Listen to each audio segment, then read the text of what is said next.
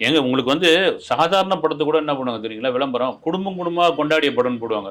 நீங்க ரஜினி படத்துக்கு சொல்லவே தேவையில்ல. குடும்பம் குடும்பமா தான் வந்து இல்ல இன்னைக்கு கொண்டாடுவாங்க. ஒரு தியேட்டர் போட்டாங்க அவங்களே. குழந்தைகள கூட்டிட்டு வராதீங்கன்னே ஆமா, ஒவ்வொரு போட்டாங்க. தியேட்டர்லயும் வச்சுட்டாங்க. ஏன்னா உங்களுக்கு என்ன பிரச்சனை வரும்னா, கூட்டின்னு வந்துருவான்.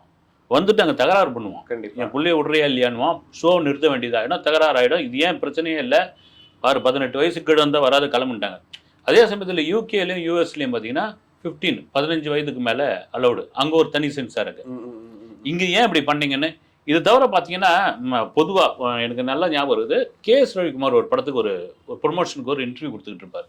ஆங்கர் வந்து அந்த படத்துக்கான பிரத்யேக இன்டர்வியூ அது. ஒரு ஆங்கர் கேள்வி கேட்டுட்டு இருப்பாரு. இடையில இடையில அவ்வை சண்முகி கேட்பாரு, நாட்டாமை கேட்பாரு. ஒரு கப்ப அப்படி நிறுத்திடுவாரு. தம்பி நிறுத்துங்கன்னுவாரு. நீங்க வந்து ப்ரமோஷன் பண்ண வந்தது இந்த படத்துக்கு. இது சம்பந்தமான கேள்வி மட்டும் தான் கேட்கணும். இது சம்பந்தமான பதில் மட்டும் தான் சொல்லுவேன்னு. அதுதான் நியாயம், அதுதான் தர்மம், அதுதான் கரெக்ட்டான ஒரு விஷயம். நீங்க லோகேஷ் கனகராஜ் குடுத்த இன்டர்வியூலாம் பாருங்க. பெரும்பாலான இன்டர்வியூல நான் லியோ 2 பண்ண போறேன், மாஸ்டர் 2 பண்ண போறேன்.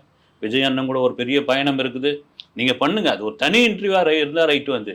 இது கூலி படத்துக்கான ஒரு ப்ரமோஷன் நீங்க வந்து. அங்க வந்து இத சொல்லுங்க நீங்க. நான் விஜய்க்கா இல்ல சார் அவரும் 1 மணி நேரம் பேசணும். என்ன பேசுறது? கன்டென்ட் தீந்துரும்ல சார்.